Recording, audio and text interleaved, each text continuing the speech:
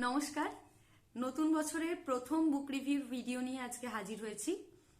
ব্যাপারটা হচ্ছে নতুন বছরের অনেকগুলো দিনই পার হয়ে গেছে, কিন্তু এই যে লেপ কম্বল সর্বস্ব শীতকালীন ল্যাদ, এই ল্যাদে আমি খুব একটা বইপত্র পড়ে উঠতে পারিনি।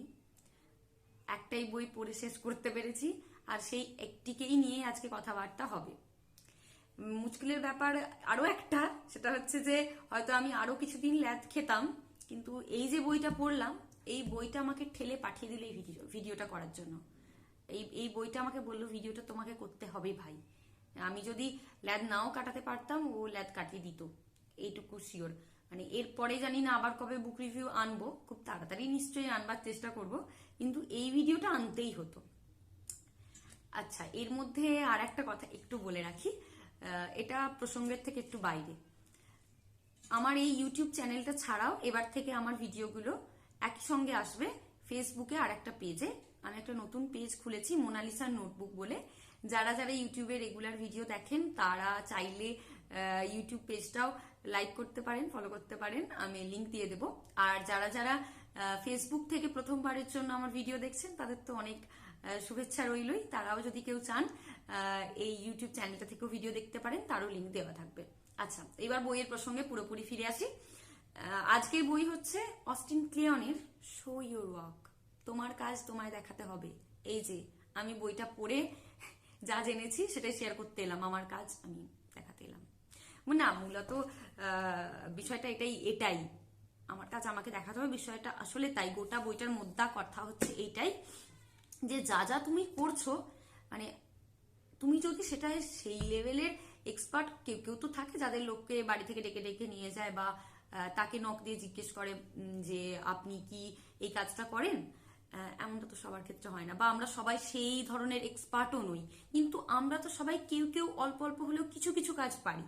তো সেই কাজটা যদি আমরা মানুষজনকে না জানাই, তারা কিভাবে জানবে? এই বইটা সেই কথাই বলা হচ্ছে যে তোমার কাজটা তুমি জানো।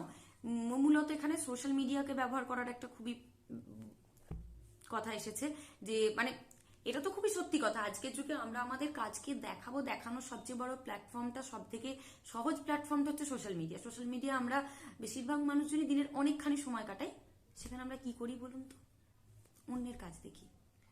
আমি সারাদিন ফেসবুক স্ক্রল করি, সেখানে কোনো না কোনো কন্টেন্ট আসছে, সেই কন্টেন্টগুলো অন্যের, বা আমার মতো আরো যে যেই করে না কেন, অন্যের কন্টেন্ট। অস্টিন ক্লিয়ন বলছেন তাহলে এই যে এত বড় একটা দেখানোর প্ল্যাটফর্ম, তুমিও তো কিছু না কিছু করো, সেটা দেখাচ্ছ না কেন? সেই জায়গা থেকেই উনি এই বইটা লিখেছেন। আমি এর আগের বইটা রিভিউ করেছিলাম অস্টিন ক্লিয়নের, যেখানে ছিল স্টিল লাইক অ্যান আর্টিস্ট, এই বইটা। যারা আমার এই রিভিউটা দেখেনি, যারা হয়তো ফেসবুক থেকে প্রথমবার আমার ভিডিও দেখছেন, তাদের আমি ইউটিউবের লিঙ্কটা দিয়ে রাখলাম, এই বইটা রিভিউটা চাইলে দেখে আসতে পারেন। অস্টিন ক্লিয়নের এই দুটো বই নিয়ে আমার কথাবার্তা, মানে একটা নিয়ে কথাবার্তা হয়েছে, একটা নিয়ে এই মুহূর্তে কথাবার্তা চলছে। ওনার এই সিরিজেরই সম্ভবত আর একটা বই রয়েছে কিপ গোয়িং বলে, ওইটা আমি এখনো পড়িনি, পড়লে কথা বলবো। স্টিল লাইক অ্যান আর্টিস্ট বইটাতে যা যা বলেছিল, যে কোথা কোথা থেকে তুমি চুরি করবে, কি কিভাবে চুরি করবে। এখানে বলা হচ্ছে চুরি করাটা আসলে একটা আর্ট। তুমি কোন কোন জায়গা থেকে, কার কার থেকে চুরি করবে, কেমন ভাবে আসলে চুরি করতে হয়। তুমি কি একজনের থেকে কপি করে চুরিটা করে দিয়ে দেবে, নাকি অনেকের থেকে একটু একটু করে চুরি করে তুমি একটা নিজের কিছু করবে। সেই ছিল এই বইটার মুদ্রা কথা। তোমায় কিভাবে চুরি করতে হবে, তোমার সেই চুরিগুলো ডকুমেন্ট করে রাখতে হবে তোমার নিজের কাছে। এই বইটার কথা হচ্ছে তুমি যা যা কাজ করো, বা তুমি এই যে চুরিগুলো যে করেছো, যেখান যেখান থেকে নিজের যে কিছু একটা তৈরি করেছো, সেটা কি কাউকে দেখাবে না? নয়তো সবাই জানবে কিভাবে যে তুমি এই কাজটা করছো? এই বইটার মূল কথা হচ্ছে এটা, শো ইউর ওয়ার্ক, তুমি তোমার কাজগুলো দেখাও। এবার কি কিভাবে দেখাতে পারো সেই নিয়ে নানান কথাবার্তা এখানে রয়েছে। প্রথম চ্যাপ্টারেই যেখানে রয়েছে, তোমাকে কোনো জিনিয়াস হতে হবে না, তুমি একজন অ্যামেচার আর্টিস্ট, সেটাই থাকো। কিন্তু কেউই তো প্রথম থেকে জিনিয়াস হয়ে কাজ করা শুরু করে না, তুমি কাজটা করতে করতে জিনিয়াস হবে। এই যেমন আমি বুক রিভিউ ভিডিওটা বানাচ্ছি, আমি বই পড়ায় খুব একটা দক্ষ নই, খুব বিরাট বইপত্র পড়ি, বা আমার খুব বড় বইয়ের কালেকশন আছে তাও নয়, বা খুব বইপত্র সাহিত্য ইত্যাদি খুব বুঝি এরকমও ব্যাপার না। মাঝে মাঝে বই পড়তে ভালো লাগে। এবার আম্মাকেও খুঁজতে হচ্ছে আমি কি কি কাজ করি। আমি বই পড়ি মাঝে মাঝে টুকটাক, সেটাই শেয়ার করি। এখানে বলা হচ্ছে তুমি প্রত্যেকদিন কিছু কিছু না কিছু শেয়ার করো, খুব ছোট্ট কিছু কিন্তু শেয়ার করো। এখানে এই চ্যাপ্টারগুলো ভেঙে ভেঙে দেওয়া আছে। এই যে শেয়ার সামথিং স্মল এভরিডে, প্রত্যেকদিন ছোট ছোট কিছু শেয়ার করো। চ্যাপ্টারগুলোর নাম সম্ভবত দেখা যাচ্ছে, চ্যাপ্টারগুলোর নামগুলো খুব interesting. You don't have to be a genius. Second chapter হচ্ছে থিঙ্ক প্রসেস নট প্রোডাক্ট। এটা খুবই একটা সুন্দর চ্যাপ্টার। মানে তুমি প্রসেসটা দেখো, তোমার কাজের যে প্রসেসটা সেটার দিকে চোখ দাও, প্রোডাক্টটা লাস্টে তো এমনিই হবে। আমরা যখন সোশ্যাল মিডিয়ায় কোনো একটা কারো কোনো কাজের নিদর্শন দেখছি, আমরা দেখি আলটিমেট প্রোডাক্টটা কি, কি জিনিসটা হলো, কিন্তু তার পিছনের যে গল্পটা সেটা তো খুব কম মানুষই বলে। আজকাল যেমন অনেক আর্টিস্টরা করে থাকেন, তারা শুধুই তাদের ছবিটা পোস্ট করে দেন না, তারা যে ছবিটা বা যে পেন্টিংটা আঁকলেন সেইটা করবার পিছনের যে কর্মকাণ্ড, তারা সেইটাকেও একটা সুন্দর ভিডিও করে, যেটা দেখতে খুবই সুন্দর লাগে। এরকম নানান কিছু বলেছেন। এই বইটা থেকে আমরা অনেক রকমের আইডিয়া পেতে পারি। যারা মূলত সোশ্যাল মিডিয়াকে কাজে লাগিয়ে নতুন নিজের মতো করে কিছু একটা করতে চাইছে, তাদের ক্ষেত্রে এইটা খুবই সুন্দর একটা অনেক রকমের আইডিয়া দিতে পারবে। এখানে একটা কথা আছে, যদিও কথাটায় আমি যে খুব বিশ্বাস করি এমন নয়, কিন্তু লোকটা যে কথাটা বলেছে খানিকটা তো সত্যি। আমি খুব একটা বিশ্বাস করি না, তোমরাও পুরোটা বিশ্বাস না করতে পারো, না করাই সমীচীন আমার মনে হয়। পুরোটা বিশ্বাস করা যায় না। বলা হচ্ছে, it sounds a little extreme, but in this day and age if your work isn't online it doesn't exist. কখনো কখনো কখনো হয়। আরো বেশ কিছু সুন্দর সুন্দর কথা রয়েছে, আমি যেগুলো মানে দাগিয়ে রেখেছি সেগুলো। এই ছবিটা দেখায় খুব সুন্দর। Process is Messi. আসলে তো প্রসেস আমাদের ঘাটাই হয়, উঠি পড়ি, লেজে গোবরে হয়ে যায়, তারপর তো একটা জিনিস তৈরি হয়।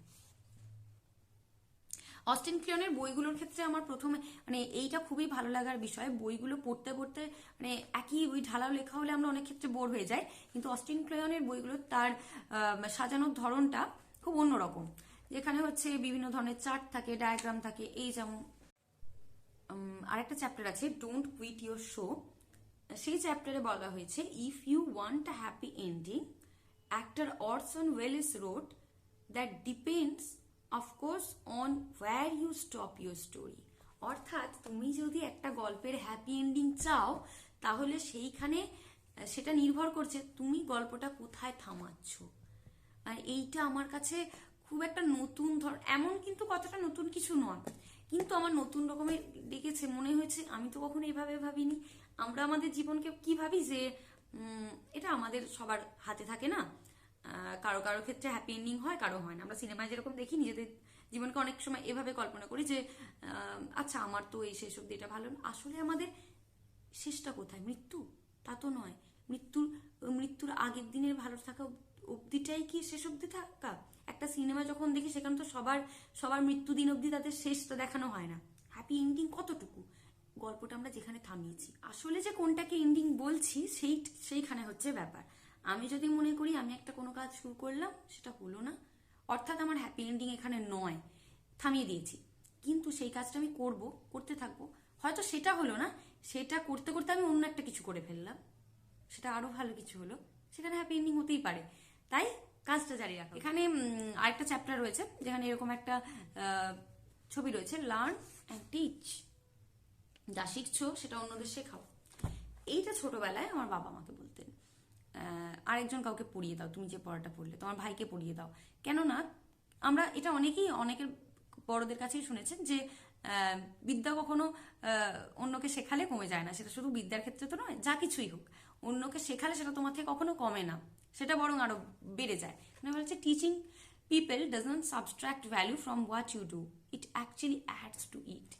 আসলে আমরা যখন কাউকে কিছু শেখাই, সেটা তখন আমরা বুঝতে পারি এটা নিয়ে আমাকে আরো জানতে হবে, আমি এই জায়গাটা ঠিক জানি না, বা এখানটা তো বেশ ভালো জানি। এই মূল্যায়নটা আমরা অন্যকে শেখাতে গেলে তবেই করতে পারি, এরকম একটা বিষয় বলা হয়েছে। অস্টিন ক্লিয়নের বইগুলোর ক্ষেত্রে কি হয়, উনি ওনার নিজের জার্নালের পাতার বিভিন্ন যা যা উনি করেন, সেই একটা যেমন স্টিল লাইক অ্যান আর্টিস্টে ছিল ডিলিটেড সিনস বলে, এই যে এইগুলো, এই শৈব ওয়াকেও তেমনি আছে। উনি ওনার ডায়েরি থেকে কিছু কিছু পাতা, এই যে বিহাইন্ড দ্য সিনস, উনি ওনার ডায়েরির কিছু কিছু পাতা এখানে তুলে ধরেছেন। আসলে এই বইটায় উনি এটার কথাও বলেছেন যে নিজের জীবনকে ডকুমেন্ট করো, মানে নিজের কাজকর্মকে। অস্টিন ক্লিয়ন এই বইটা বলেছেন যে তুমি এমন নয় যে তুমি কারোর থেকে কিছু নিতে পারবে না, তুমি না লোকজনদের থেকে, যেমন স্টিল লাইক অ্যান আর্টিস্টে বলেছেন লোকজন থেকে চুরি করো, উনি বলছেন যে তুমি তোমার কাজের ইন্সপিরেশন লোকদের থেকে নাও, বা কিছু একটা লেখা তুমি লিখছো সেখানে কারোকে কিছু কোটেশন দিলে কারো লেখা, তাকে ক্রেডিট দাও, দিয়ে এবং পোস্ট করো। তুমি অন্যের থেকে ভালো জিনিস শেখো, তাকে ক্রেডিট দাও, এবং তুমি তারপরও সেটা পোস্ট করো। যে এমন না যে চুরি করে নিলে নিজের নামে করে দিলে, এরকম ব্যাপার না। এখানে যেমন উনি এখানে প্রচুর লোকজনের থেকে নানান কিছু নিয়েছে, তাদেরকে সুন্দরভাবে, মানে এটাও তো একটা আর্ট, লোকজনকে ক্রেডিট দেওয়া, সুন্দর করে ক্রেডিট দেওয়া। আমরা তো অনেকের থেকে অনেক কিছু শিখি বা অনেক কিছু নিই, সেই নেওয়াগুলোর প্রতিদান আমাদের দিতে হয়। এবং খুবই কোট আনকোট ভাবেও তো আমরা অনেক লেখা ইত্যাদি, যেগুলো আমাদের মনে হয় যে এই জায়গাগুলো আমরা অন্যদের সাথে শেয়ার করতে পারি, সেটাকে খুব সুন্দর করে ক্রেডিট দেওয়ার কথা উনি বলেছেন। এছাড়াও এখানে যেমন আরেকটা কথা রয়েছে, এই চ্যাপ্টারটার নাম হচ্ছে talk about yourself at parties, মানে তুমি যে কি করো সেটা লোককে তুমি কিভাবে বলবে সেইটাকে বলা প্র্যাকটিস করো, যে কিভাবে বলতে হবে তুমি ঠিক কি করো। উনি বলেছেন যে if you have a weird hybrid job, say something like that, I am a writer who draws, I stole that bio from the cartoonist Saul Steinberg. অর্থাৎ উনি এই যে লাইনটা খুব সুন্দর বলেছেন, যে তুমি হয়তো এমন একটা কাজ করো যেটা তোমার ঠিক পছন্দ না, তুমি পছন্দ নয় এমন না, তুমি করো, কিন্তু তুমি করতে চেয়েছিলে বা চাও অন্য আরেকটা কিছু। উনি তখন সল স্টেইনবার্গ নামের একজন কার্টুনিস্টের বায়ো থেকে নিয়েছেন, I am a writer who draws, অর্থাৎ আমি দুটো কাজই করি, এরকম টাইপের একটা ব্যাপার। If you are unemployed, say so and mention what kind of work you are looking for. এটাও কাজের কথা। ঠিক আছে, ভালো কথা। এটা আমার তো সবসময়ই মনে হয় নন ফিকশন বই মাত্রই একজন ব্যক্তি, অর্থাৎ একজন ব্যক্তি তার দৃষ্টিভঙ্গি দিয়ে তার মতামত দিয়ে একটা নন ফিকশন বই লিখছেন, সেখানে তিনি কিছু সাজেস্ট করছেন, কিছু অ্যাডভাইস দিচ্ছেন। সুতরাং এমন নয় যে সেই অ্যাডভাইসগুলো বা সেই সাজেশনগুলো আমাদের সবার ভালো লাগবে বা সবার কাজের মনে হবে, হওয়াটা সম্ভবই নয়। বাজার চলতি হয়তো আপনি কোনো একটা বই দেখলেন প্রচন্ড ফেমাস, সবার জীবনে খুব কাজে লেগেছে, আপনার পড়ে মনে হতেই পারে কই আমার তো লাগলো না, লাগবে না, লাগার দরকার নেই। এই নন ফিকশন বইয়ের ক্ষেত্রে আমার মনে হয় এইটা মাথায় রেখে পড়াই ভালো। আমার অনেক বইয়ের ক্ষেত্রেই মনে হয়েছে যে এই ব্যাপারটা ঠিক আমার যেন নিজের ক্ষেত্রে ঠিক মিলছে বলে মনে হলো না, এটাই খুব একটা সত্যি কাজে লাগবে এমনটা না। এক্ষেত্রেও তেমনটা হয়নি, এমন না। শো ইউর ওয়ার্কেও আমার অনেক জায়গায় মনে হচ্ছে এতটাও, মানে আমার ক্ষেত্রে বা যেহেতু আমি নন ফিকশন একটা বই পড়ছি কিছু মানে সেলফ ইমপ্রুভমেন্টের জন্য, বা নিজের কথা তো একটা না একটা সময় মাথায় আসবেই, যেই পড়ুক না কেন। তো যাই হোক, সেটা আলাদা কথা। কিন্তু যে বই একটু হলেও কিছু একটা ভাবনা চিন্তার পরিবর্তন ঘটাতে পারে তাকে তো ধন্যবাদ না দিয়ে থাকা চলে না। শো ইউর ওয়ার্ককেও আমি একটা ধন্যবাদ জানালাম। হয়তো এই বইটা পড়লাম বলি আমি খুব এই ভিডিওটা তাড়াতাড়ি নিয়ে আসতে পারলাম, নয়তো হয়তো আরো দেরি হতো। বা এটা আমার মনে কিছু একটা জাগিয়েছে তো বটে, যে এই যে কথাটা আমার খুবই জানি না সেটা খুব একটা কাজে লাগাতে পারবো কিনা, যে প্রত্যেক দিন তুমি কিছু একটা শেয়ার করো, প্রত্যেক দিনটা ম্যাটার করছে, প্রত্যেকটা দিন তোমার কাজের কোনো একটা অংশ তুমি দেখাও যে এই কাজটা এরকম পর্যায়ে রয়েছে বা আমি এখন এই কাজটা করছি। আচ্ছা, এই গেল মোটমাট কথাবার্তা। যারা যারা শো ইউর ওয়ার্ক পড়েছেন তারা আমাকে জানাতে পারেন কেমন লেগেছে বা আপনার কি কি সাজেশন। আর হচ্ছে নতুন বছর তো শুরু হয়েছে, কে কি বইপত্র পড়ছেন সেসব জানাবেন। আমি আমার যেগুলো পড়া নেই আমি আপনাদের থেকে শুনে সেগুলো পড়তে শুরু করব। এই দুটো বইয়ের মধ্যে কার কোনটা প্রিয়? কিন্তু আমি একটু বেশি প্রিয়র কথা যদি বলে ফেলি না, এইটা আমার সব থেকে যখন পড়ি খুব চমকিত লেগেছে এই বইটা, বেশি মানে আমি বেশি চমকিত হয়েছি এই বইটা পড়ে। এটা পড়ে যে কিছু শিখতে পারিনি এরকমটা না, কিন্তু এইটা আমার কাছে একটা আলাদাই গুরুত্বের জায়গা রাখে বলে আমার মনে হয়।